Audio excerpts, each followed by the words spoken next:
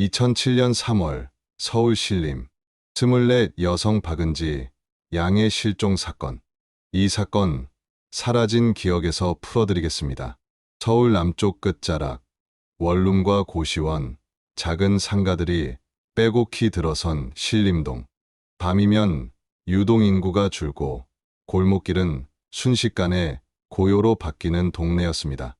그날 저녁 박은지 양은 친구와의 짧은 만남을 마치고 귀가하던 길이었습니다. 시간은 밤 9시 반쯤. 봄이라고 해도 아직 공기가 서늘했고 가로등은 간간히 노란 불빛을 뿜어내고 있었습니다. 집까지는 도보로 약 15분 거리. 늘 다니던 길이었고 특별히 위험을 느낄 이유는 없었습니다. 그때 좁은 골목 모퉁이에서 한 노인이 눈에 들어왔습니다. 휠체어에 앉아있던 백발의 여성이었습니다. 낡은 외투를 걸치고 작은 가방 하나를 무릎 위에 올려놓고 있었습니다. 그 여인은 은지 양을 향해 손짓을 했습니다. 잠시 망설였지만 은지 양은 다가가 휠체어 손잡이를 잡았습니다. 저기 앞까지만 조금만 밀어줘.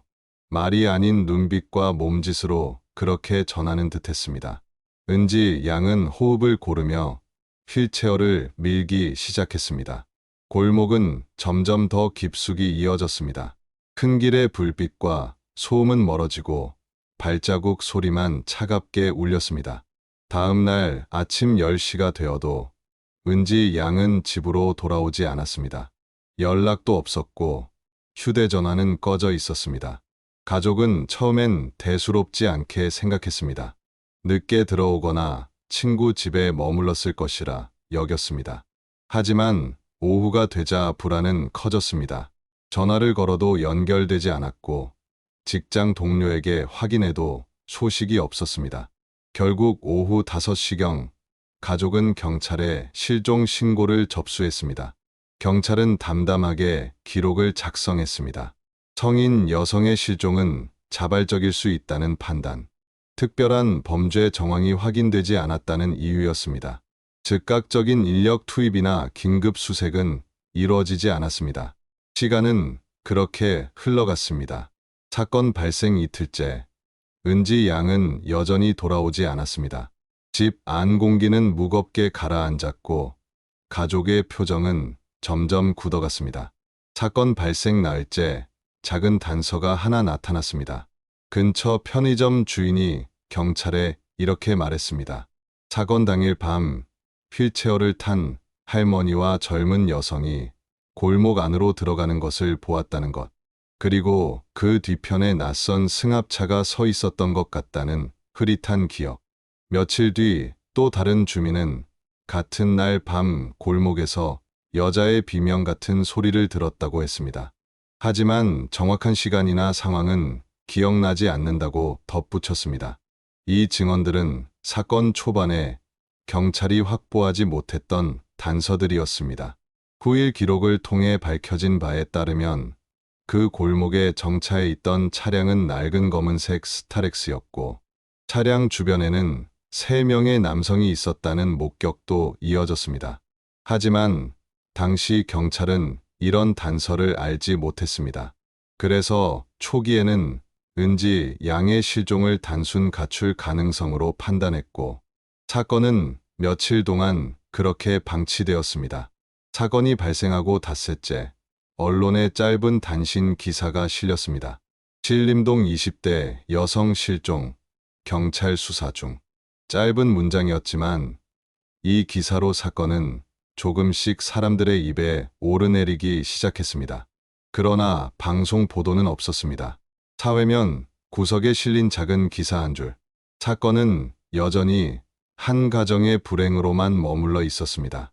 그렇게 사건 발생 일주일이 지나도록 은지 양은 돌아오지 않았습니다. 그리고 그제야 휠체어를 탄 할머니의 정체에 대한 의문이 고개를 들기 시작했습니다. 사건 발생 8일째, 가족은 더는 경찰의 움직임을 기다릴 수 없었습니다. 스스로 전단을 제작해 인근 상가와 아파트, 지하철역 출구마다 붙였습니다. 사진 속 은지 양은 환하게 웃고 있었고 그 미소는 보는 이들의 가슴을 먹먹하게 만들었습니다. 거리에서 전단을 나누어 주던 가족의 손길은 떨렸습니다. 그들은 행인들에게 간절한 눈빛을 보냈습니다. 혹시라도 은지 양을 보았다면 작은 단서라도 기억해 달라는 마음이었습니다. 사건 발생 10일째 지역 방송사에서 짧은 보도가 나갔습니다. 사라진 여성, 그리고 애타는 가족의 모습이 화면에 담겼습니다. 그제야 여론은 조금씩 반응하기 시작했습니다. 불안한 시선이 골목길에 드리웠고 주민들은 스스로를 지켜야 한다는 두려움에 휩싸였습니다. 이 시점에서 새로운 증언이 하나 더 나왔습니다. 신림동 외곽 도로에서 검은색 승합차가 빠르게 달려나가는 것을 보았다는 목격담이었습니다. 시간은 사건 당일 밤 10시 무렵. 차량 안에서 누군가 몸부림치는 듯한 그림자가 보였다는 이야기였습니다. 경찰은 여전히 신중하다며 즉각적인 추적을 진행하지 않았습니다. 목격자의 기억이 흐릿하고 결정적 증거가 부족하다는 이유였습니다. 그러나 가족과 주민들에게는 이미 분명했습니다. 은지 양은 누군가에 의해 끌려갔고 사건은 단순 실종이 아니라 범죄였습니다. 사건 발생 15일째 또 하나의 의혹이 제기됐습니다. 휠체어에 앉아있던 할머니의 정체였습니다. 신림동 일대를 오래 지켜본 상인들과 주민들, 누구도 그런 여인을 기억하지 못했습니다. 수년간 장사를 이어온 슈퍼마켓 주인도, 길모퉁이, 포장마차 주인도 모두 고개를 저었습니다. 도움을 요청했던 노인은 이 동네 사람이 아니었던 것입니다. 더 섬뜩한 사실은 그 뒤였습니다. 목격자들의 기억 속 휠체어는 낡았지만 정돈되어 있었고 여인의 외투는 계절과 어울리지 않을 정도로 두터웠습니다. 마치 누군가 의도적으로 준비한 모습처럼 보였습니다. 누군가를 속이기 위한 위장, 유인을 위한 장치. 그 가능성이 서서히 드러나고 있었습니다. 사건 발생 20일째, 경찰은 뒤늦게 차량 수색에 나섰습니다. 주변 CCTV를 뒤졌지만 기록은 거의 남아있지 않았습니다. 신림동 외곽 도로에서 포착된 낡은 스타렉스 한 대가 유일한 흔적이었습니다. 번호판은 흐릿했고 차주의 신원은 확인되지 않았습니다. 차량은 흔적처럼 스쳐 지나갔습니다. 그러나 그 안에 은지 양이 있었을 가능성을 배제할 수 없었습니다. 사건 발생 30일째, 경찰은 정식으로 특별수사팀을 꾸렸습니다. 언론의 관심이 커지고 주민들의 불안이 확산되자 뒤늦게 본격적인 수사에 나선 것이었습니다. 하지만 결정적인 단서는 여전히 없었습니다. 그때 사건의 방향을 뒤흔드는 새로운 정황이 드러났습니다. 스타렉스 차량 주변에서 3명의 남성이 움직였다는 목격이 추가된 것입니다. 그들이 은지 양을 둘러싸듯 서 있었다는 구체적인 증언, 그리고 차량 문이 거칠게 닫히는 소리까지 들었다는 증언. 후일 경찰 기록에는 그날 밤 골목 어둠 속에서 벌어진 광경이 조금씩 그려졌습니다. 휠체어에 앉아있던 여인, 그 여인을 따라간 은지 양, 그리고 기다리던 낡은 스타렉스와 남성 3명. 모든 것이 연결되며 사건은 단순 실종이 아닌 치밀하게 계획된 범행일 가능성이 뚜렷해졌습니다. 사건 발생 30일째, 경찰은 뒤늦게 특별수사팀을 꾸렸습니다. 수십 명의 인력이 투입되었고 신림 일대 골목과 외곽 도로가 다시 조사되었습니다. 전단은 널리 배포되었고 언론은 연일 은지 양의 행방을 다루기 시작했습니다. 수사팀은 스타렉스 차량을 추적했습니다. 하지만 차량 번호판은 흐릿했고 목격자들의 기억은 불분명했습니다. 정밀 분석 끝에 몇 대의 차량이 추려졌지만 모두 범행과 직접적인 관련은 없었습니다. 흔적은 사라지고 추적은 공허하게 이어졌습니다. 그러던 중 수사팀의 시선을 사로잡는 단서가 등장했습니다. 사건 당일 휠체어에 앉아있던 여인의 정체에 관한 조사였습니다. 주민 누구도 그 노인을 알지 못했고 신림동에 거주하는 인물 명단에도 없었습니다. 노인의 흔적은 마치 처음부터 존재하지 않았던 것처럼 사라져 있었습니다. 수사팀은 역으로 접근했습니다. 실종자 데이터베이스를 조사한 끝에 충격적인 사실이 드러났습니다. 몇 달 전 인근 지역에서 중년 여성 한 명이 실종 신고되었던 것입니다. 그 여성은 은지 양과 닮은 점은 없었지만 또렷한 특징 하나가 있었습니다. 다리를 다쳐 목발을 짚고 다녔다는 기록. 그녀는 가족에게 잠시 외출하겠다고 말한 뒤 돌아오지 않았습니다. 마지막으로 목격된 장소는 신림과 멀지 않은 동네의 골목길. 이후 행방은 묘연했습니다. 수사팀은 이 여성의 사진을 목격자들에게 보여주었습니다. 놀랍게도 여러 명이 고개를 끄덕였습니다. 사건 당일 휠체어에 앉아 있던 여인이 바로 그 사람이었다는 것입니다. 즉, 휠체어의 노인은 실제 노인이 아니었습니다. 이미 사라졌던 또 다른 피해자, 신원을 숨긴 채 강제로 위장시킨 인물이었던 것입니다. 범인들은 그녀를 이용해 박은지 양을 유인했고 목적을 달성한 뒤 흔적을 지워버렸습니다. 이 사실은 사건의 성격을 완전히 바꿔놓았습니다. 범행은 단순한 우발적 납치가 아니었습니다. 다수의 피해자를 납치하고 그중 일부를 도구처럼 이용한 조직적인 범행이었습니다. 경찰은 충격에 휩싸였습니다. 은지 양을 찾는 일이 이제 단순 실종 수사가 아니라 더 큰 실체와 맞서야 하는 추적이 된 것이었습니다. 2007년 4월 초 사건 발생 한 달을 넘어선 시점, 박은지 양의 실종은 이제 단순한 개인의 불행이 아니었습니다. 신림 일대의 불안은 커졌고 언론은 연일 사건을 다루며 경찰을 압박했습니다. 경찰은 드디어 특별수사팀을 구성했습니다.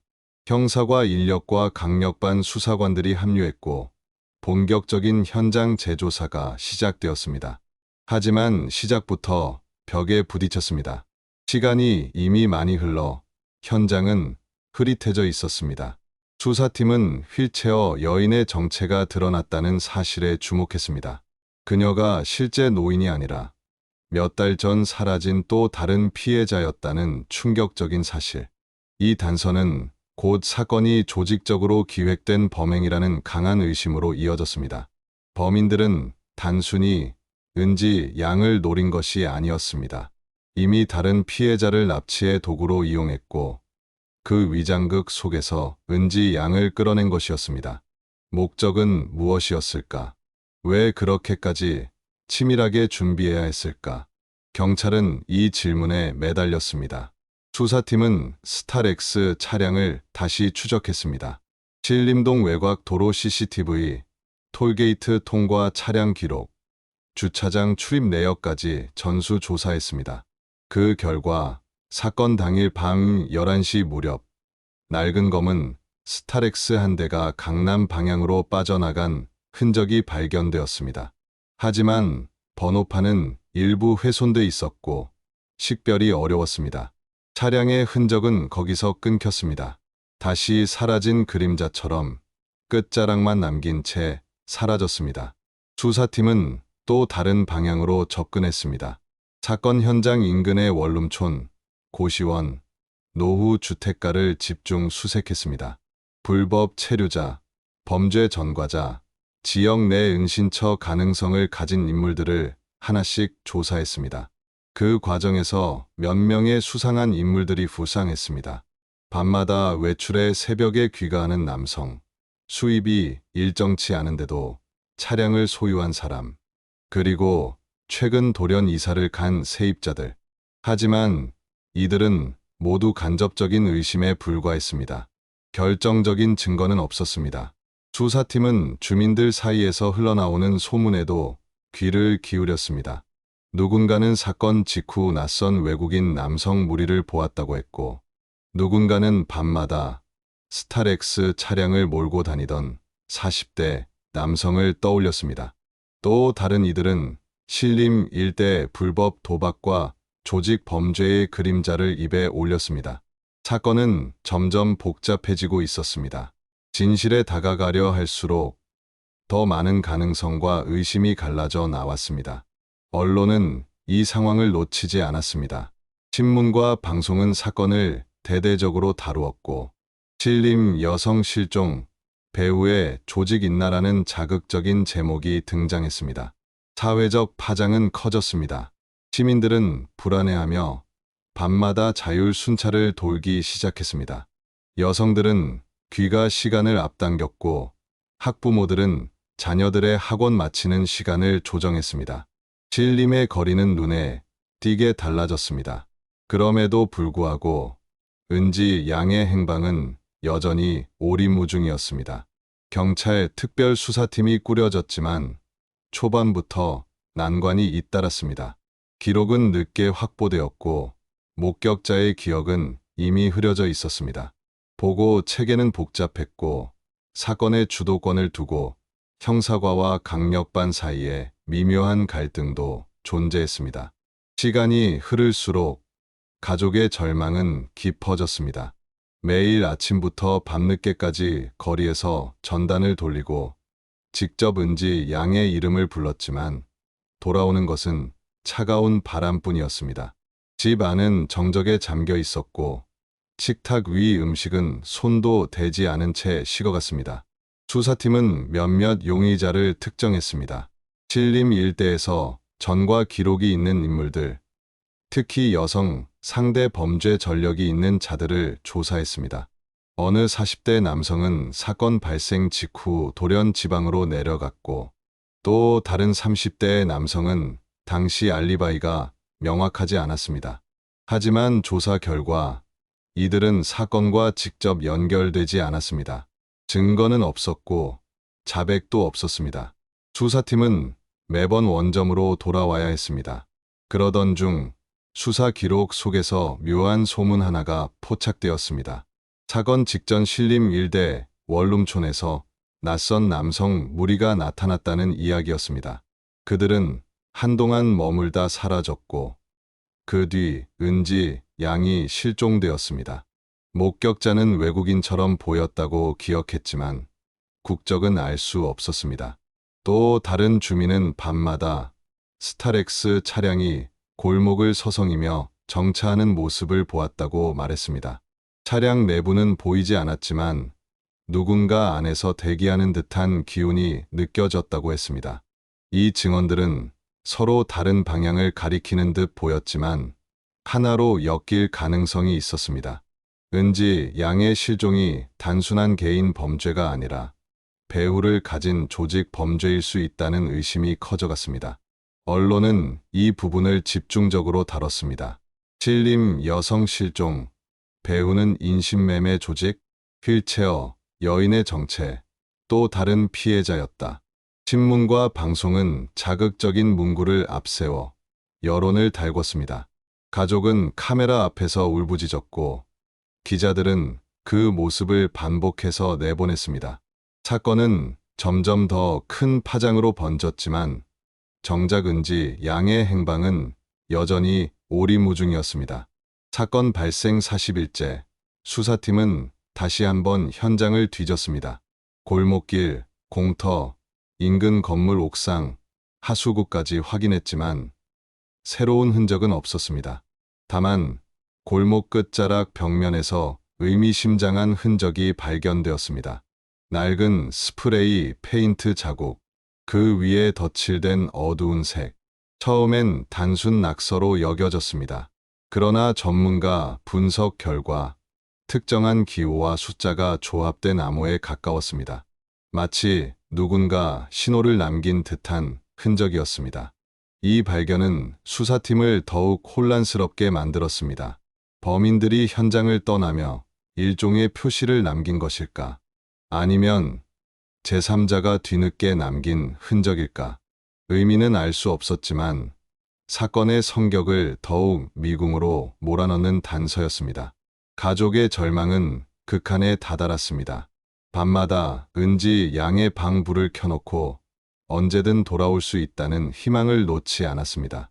하지만 시간이 지날수록 현실은 잔인했습니다. 거리의 전단은 빛바래고 사람들의 관심은 점점 희미해졌습니다. 그럼에도 가족은 포기하지 않았습니다. 사건 발생 2달째, 그들은 국회 앞에서 1인 시위를 시작했습니다. 딸을 찾아달라. 진실을 밝혀달라. 손에 든 피켓은 떨리고 있었지만 그 목소리는 단호했습니다. 언론은 이를 다시 크게 다뤘습니다. 전국적인 관심이 쏠리자 경찰은 더 이상 물러설 수 없었습니다. 수사팀은 다시금 방향을 바꾸었습니다.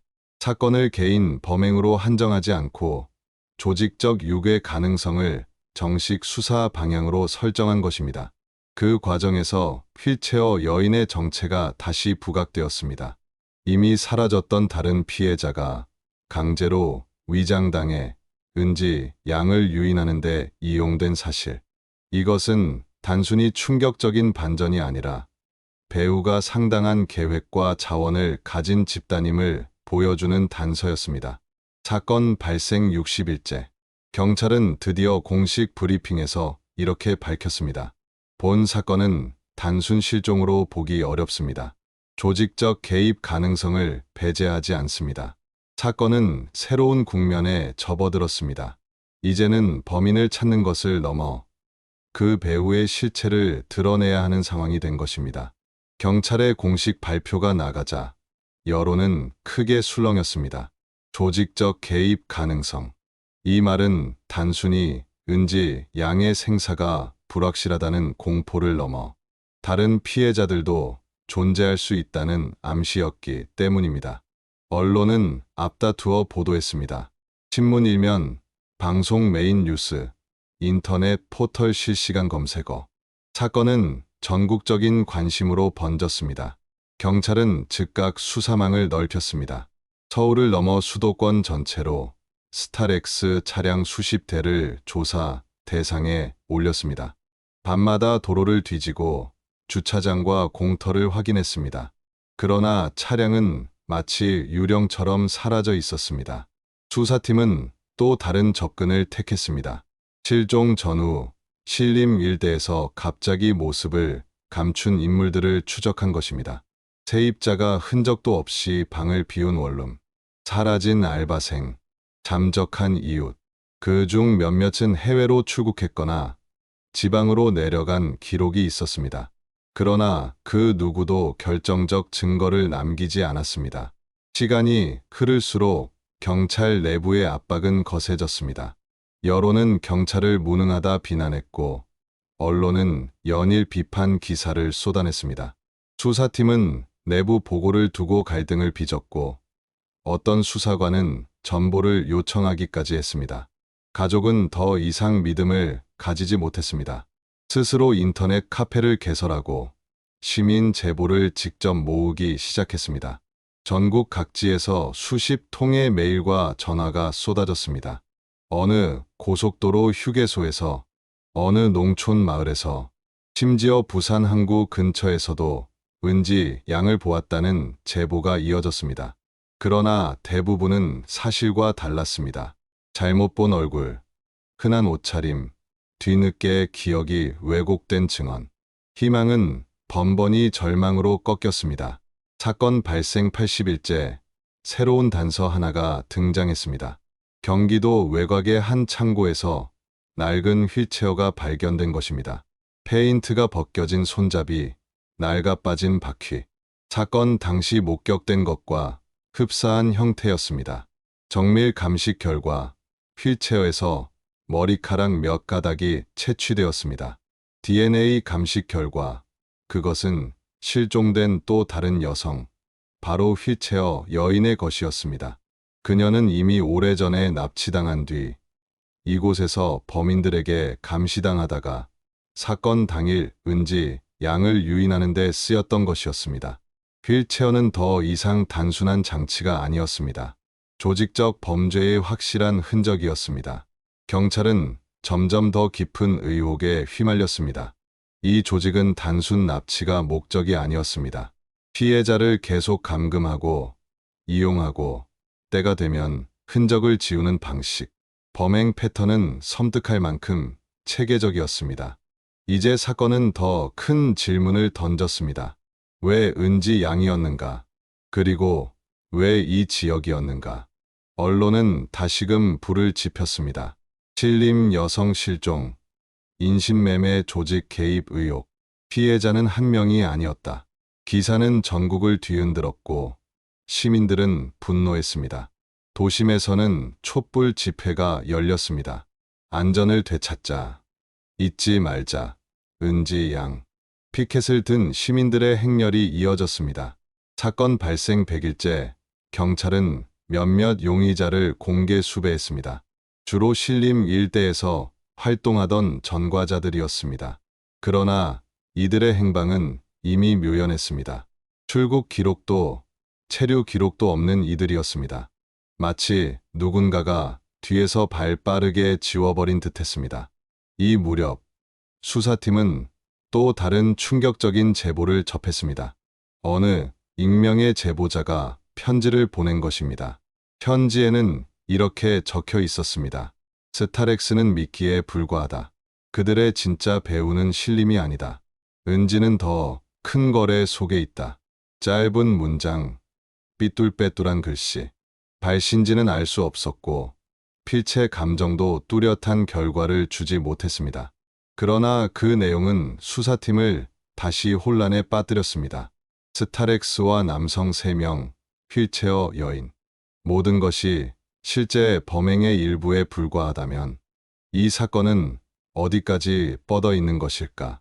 가족은 더 이상 눈물을 흘릴 힘조차 남지 않았습니다. 매일 같은 질문만 되네.